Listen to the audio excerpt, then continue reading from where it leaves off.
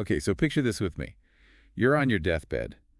You're about to give a blessing, one so powerful it could shape the destiny of your grandkids. The room is like full of family, right? Everyone's waiting with bated breath. Yeah. And then you do something totally unexpected. Ooh, that's a hook. I'm intrigued. That's exactly what we're diving into today, Genesis chapter 48, the blessing of Joseph's sons. But we're looking at it through a fresh lens. Always up for a fresh perspective. What's the source material this time? All right, so we're working with MCS Genesis chapter 48. And let me tell you, this one takes a fascinating messianic approach. Like, it uncovers layers you might totally miss on a casual read. Ooh, a messianic interpretation. You know, I'm always fascinated by how different perspectives interpret these ancient texts. Right, and we're talking about Jacob, or Yaakov, as the text calls him, a man who really understood the significance of blessings. But to, really grasp what's going on here, we need to rewind a bit. Backstory time. Always helpful. Exactly. This isn't just about a blessing. It's about lineage.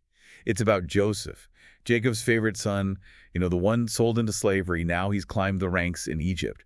And it's in this foreign land that his sons, Manasseh and Ephraim, come into the picture. Joseph. Such a powerful story of resilience and redemption. And his sons, born into this unique situation, add a whole other layer to the narrative. Oh, for sure. And the source makes this really interesting point.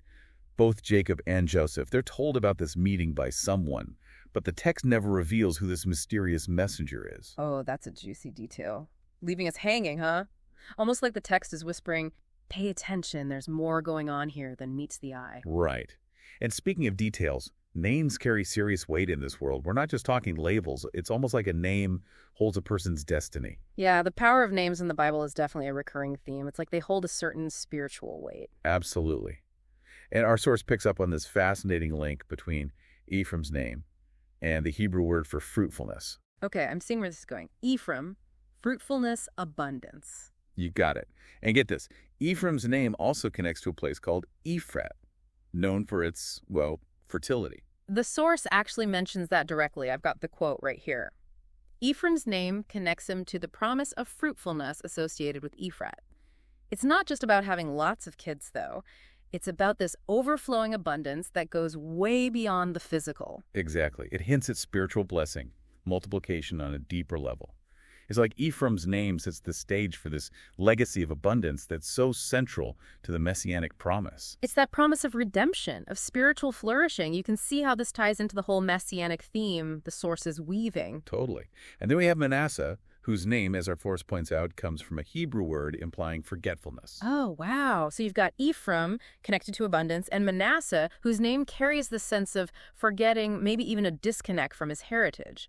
That's a powerful contrast right there. Right. It's like from the start, their names subtly hint at the paths they might take. Almost like foreshadowing. Yeah. I'm really curious to see how this plays out in the blessing itself. Well, that's where things get even more interesting.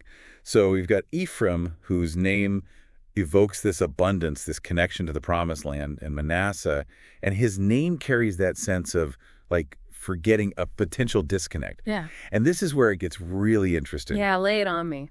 So picture this. Jacob, he's nearing the end, right? He summons his strength for this huge moment. Joseph brings his sons forward, Manasseh, the firstborn, on his right, just like tradition says. Makes sense, right? The firstborn, all the pomp and circumstance. Exactly.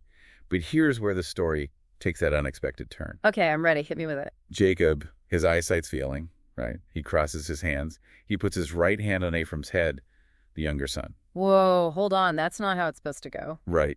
For anyone who knows what the right hand means in this culture, it's a big deal. Huge. It's not just like, oh, I preferred this one. It's the ultimate sign of favor, the channel for the most powerful blessings. And our source really drives that point home. They even say that the right hand held immense significance, the channel through which the most powerful blessings flowed. It's like Jacob's not just mixing up his grandkids here, He's making a statement. He's saying God's plan. It doesn't always follow our human rule book. I like that. It's easy to get caught up in what we think should happen. Right. And it's not just about who gets the bigger piece of the pie. It's about the blessing itself. The source points out that the Hebrew word for angel here, it's not just any angel. It implies a redeemer from evil. Hold up. Now that's a direct link to the Messiah, the ultimate redeemer. Bingo. And then there's that phrase, teeming multitudes. Jacob uses it to describe Ephraim's descendants. Right, right. Talking about a whole lot of people. Generations and generations. But the original Hebrew, get this, it paints this picture of an abundance of fish. Okay, now you're making me hungry. But I see where you're going with this. Fish, fishermen. Exactly. We can't help but think of Jesus calling his disciples, those fishermen, to be fishers of men. It's like this passage seen through that messianic lens. It just takes on this whole other depth. A depth we might miss if we're not paying attention to those nuances. Absolutely. It's about more than just having lots of kids and grandkids. It's about spiritual fruitfulness, a connection to gathering souls for Christ. Which again, circles back to Ephraim's name, that promise embedded right there from the start. Wow, it all ties together. So we have this incredible moment, but then Joseph, he steps in. Well, yeah, he's got to be thinking, Dad, you sure you got the right kid? He tries to correct him, even like physically tries to move Jacob's hands. Can you imagine being in that room? Yep. The tension. But Jacob, he stands firm. He's not budging. The source uses the word unyielding. This wasn't just a senior moment, Right, this was divinely inspired. And just to make it crystal clear, Jacob prophesies that Ephraim's descendants will become many nations. Not just one little group, but nations. Again, that expansive blessing, breaking down boundaries. Exactly. And then he hits us with this line, in you Israel will bless. Man, that line always gets me. It's like even more powerful in the original Hebrew, right? It's more like Ephraim and Manasseh, they become this conduit of blessing. Like living embodiments of God's promise. Their very lives become a testament to his faithfulness. And it's not just words, right? Jacob, he goes on to give Joseph a gift, the city of Shechem. Ah, Shechem. Yeah. More than just a plot of land, right? Right. It's easy to skim over that part, but our source points out that Shechem wasn't just given to Jacob. He had to fight for it. Exactly. It was a hard-won victory. A reminder that the path to blessing, it's not always a walk in the park. There's often struggle, opposition. We see that throughout Jacob's life, throughout the whole Genesis narrative, really. Yeah, it's like this recurring theme. God's purposes, they often unfold in the midst of hardship. And that's actually kind of encouraging when you think about it. Oh, totally. It reminds us that even when things get tough, even when we can't see the bigger picture, God's still working. Still weaving together his story. Even those seemingly small details, like the placement of a hand or a specific word in the Hebrew, they can have these layers of meaning. It makes you wonder what other treasures are hidden within these ancient texts, just waiting to be uncovered if we know how to look. That's what I love about these deep dives. They challenge us to go beyond the surface, to really wrestle with these texts, and in doing so, to encounter God in new and unexpected ways. Absolutely. So as we wrap up this deep dive into Genesis chapter 48, we're left not with all the answers, but with a sense of awe. Awe and wonder. And a reminder that even the most familiar stories can surprise us.